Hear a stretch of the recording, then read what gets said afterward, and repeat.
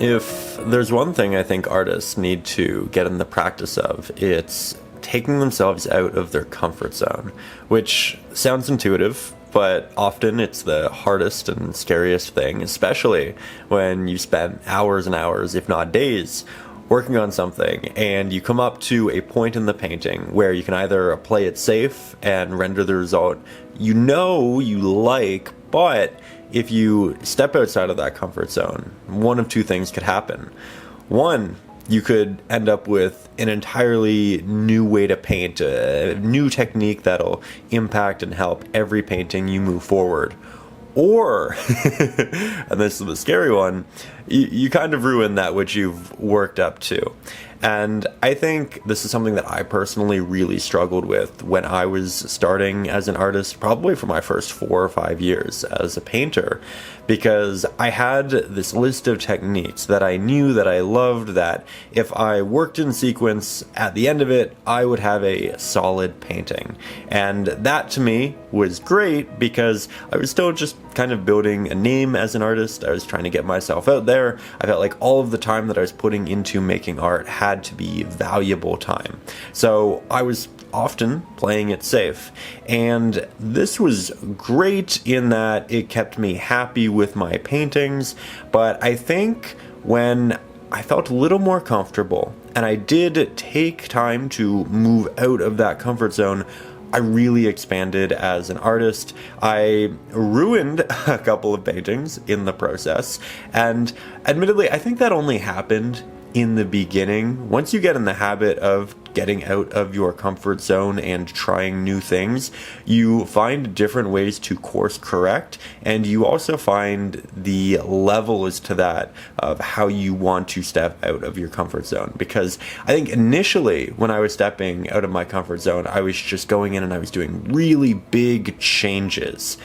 And sometimes that would work out and I'd become a significantly better artist for it, and sometimes it really wouldn't and the painting wasn't salvageable. But what I learned over the years was that I would make smaller changes gradually, they were measured, and in turn, if I did something incorrect or that I didn't actually enjoy, I could essentially just paint over it, go back. At most, it would be an hour of redoing something. And I never looked at that as a bad thing. If I was just spending an hour going back, then what that means is I'm spending an hour solidifying ideas of a painting practice in my head.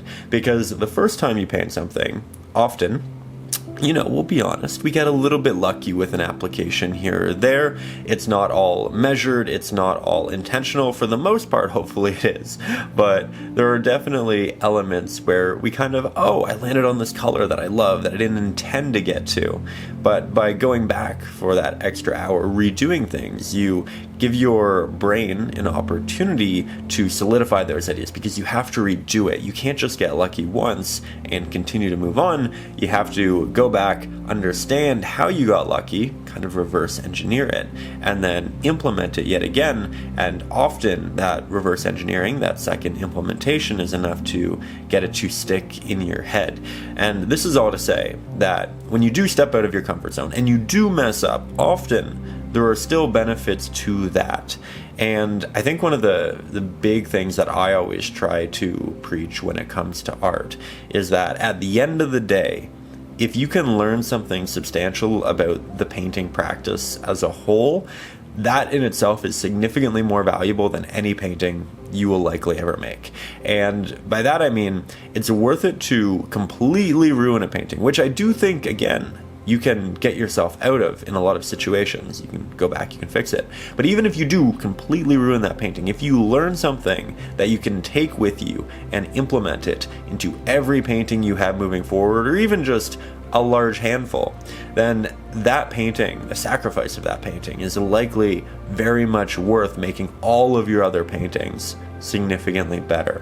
And that's something I try to keep in mind now as I do try more complex paintings, try different subjects, things of that nature. You can see in the speed painting here, I'm interjecting a little bit of wildlife into one of my landscapes, which is something I'm not wholly comfortable with. It's something that I think I did a lot of maybe 15 years ago, but I haven't really over the last decade, and maybe I'll include a couple different little speed paintings in here. And if you do enjoy this, if you would like to paint along with me as per usual, you can get the full real-time lesson. It's up over on Patreon. There are no ads, and you can get that early access. I think it's about 2 hours of real-time painting where I'm giving you the instructions step by step. So if you're interested in that, check out Patreon. There's also the drawing lesson for it. So if you love painting but you kind of struggle with that drawing process, then that can be great as a stepping stone.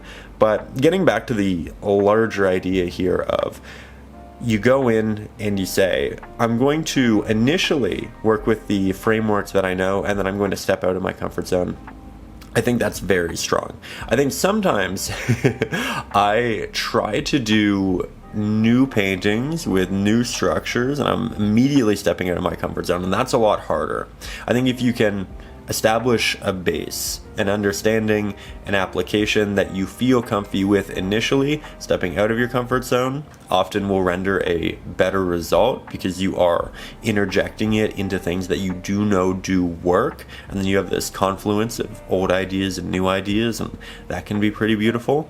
Obviously, if you're stepping from hyper-realistic landscapes and you go into abstract work, then from the foundation you need to step out of the comfort zone, and perhaps you find some magic there too. Again, I don't think we shy away from it, but I think if you are just simply getting in the practice of stepping out of your comfort zone with art, the best way to do so is on a foundation of comfort. So we're just taking baby steps to get to that point where we're taking the larger steps. And again, through the baby steps, it's great because you can course correct if you so need. Now, I think something I initially really struggled with was skies, and I could paint everything else, all of the details in the trees, the grass, the buildings, the mountains, the rivers, what have you. But it was all built on this sky, and those skies were very tricky for me, again, for the first 4 or 5 years of painting. I remember talking to my father and saying, like, Dad, I've got to spend the next 2 days on this big canvas working on the sky before I can do the stuff I know I'm good at. And so, if you don't see me for days, you know what I'm doing. And I think that was often the sentiment. And then, I would paint a sky the way that I felt like I should. And then after that 2 days, I remember thinking, you know what? I'm going to try this very differently. I'm going to paint it on top of the sky I already have, so I can hopefully just cover up the parts that I don't like if I don't end up liking it, or I can just kind of walk it backwards.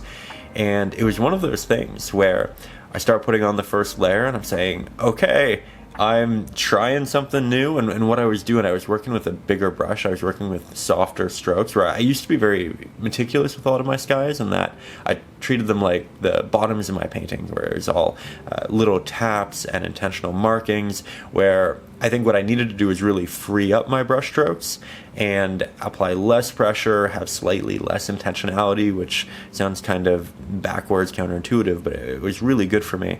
And again, I just painted this very complex, intentional, almost stiff-looking sky. And I said, you know what, I'm going to go in with a bigger brush. I'm going to use more water in the brush. I'm going to be a little more free-flowing. And I'm going to try. And I remember doing that first layer, and it was kind of working. It was kind of not working. I could see the promise in it. And I had that opportunity where I could take a paper towel and I could wipe off that which I did. The base layer is dry. I could do this. I could salvage it. I could just spend another hour or two fixing. And I was like, you know what? No. I'm going to step out of my comfort zone with this, and I'm going to learn to do skies in a way that makes skies fun. Because, we all love painting. We want to enjoy the process of painting.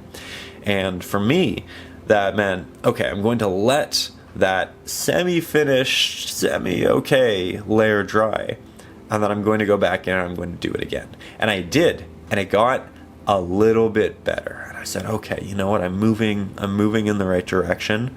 I'm going to commit to this. And then we let it dry. I went back in, completely messed it up. Not good, very bad. We went from 2 steps in the right direction to a step very far in the wrong direction. And that was a little concerning. But wasn't giving up, because I had seen that process, I had seen the progress, and I knew that if I continued to double down that direction, stepping out of my comfort zone, I could land on something new, something better. So that's what I did. I went in, I did another layer. It was a more impactful layer. It was taking on what I had learned in the first two new layers, not the third one that didn't go so well, but the first two. And I was able to get to a sky that I loved. And I was able to take the principles from that experiment, if you will, and interject them into so many more of my landscapes that I still use today. And because of that painting, because of stepping out of that comfort zone, because of being willing to sacrifice that which I knew was fairly good, decent, for something that I knew could be a lot better, that impacted every painting I did. And did I fully mess up that painting at one point? Yes. Did I go back and fix it? Also, yeah. But even if I didn't, what I learned in that painting would be worth it to do everything else that I've done since. And that's kind of the analogy, the story that I'd like you to keep in your head as you step out of your comfort zone. Here again, I'm stepping out of it by interjecting some animals into wildlife, by doing some additional wildlife. Again, if you'd like the full real-time tutorials of these, up over on Patreon. But I really just think being brave in your artistic endeavors is such a valuable thing. So don't shy away from the hard stuff. Don't shy away from the lessons. I do recommend starting in a more of a comfy area and then expanding from there. But it is okay to take those steps. It is okay to hinder or ruin a painting for the sake of your future paintings. Enjoy the process. Enjoy learning. Learning can be incredibly fun, but often to learn, we do need to take those slightly more scary steps. And, at the end of the day, I think we all end up better painters with great paintings that we feel proud of, that we're excited to show the people around us. It just opens up so many doors, right? When we're willing to step out of that comfort zone. So that's what I would implore you to do this week. Have some fun, step out of that comfort zone, and just continue to build. As a painter, your painting doesn't have to go great. You just have to try to learn a little something in a direction or two and build up that confidence as a painter. So that is the little art talk for today. Try to do these a little bit more regularly on the channel. If you enjoy them, do consider subscribing. If you feel like these add value to you, if you'd like to support the channel directly, again, Patreon. Best way to do it, there's a link in the description, but of course up there you can get over 150 bonus real-time lessons that aren't here on the channel. You can get big 24 by 36 inch lessons, which sometimes take 10 plus hours, and if you're looking to step out of your comfort zone, those are a great place to do it. Up there you can also get extra 15-minute lessons if you'd like to just work a little faster. There's a bunch of great stuff, but do check it out if you're interested. Big thank you to everybody who does support the channel up over on Patreon. Really couldn't do this without you, and it means the world to me that you like these enough to the point where you do want to support myself, the channel, and see more videos like this. So thank you for being here. Let me know what you'd like to see me paint in the near future, and above all, as always, stay creative.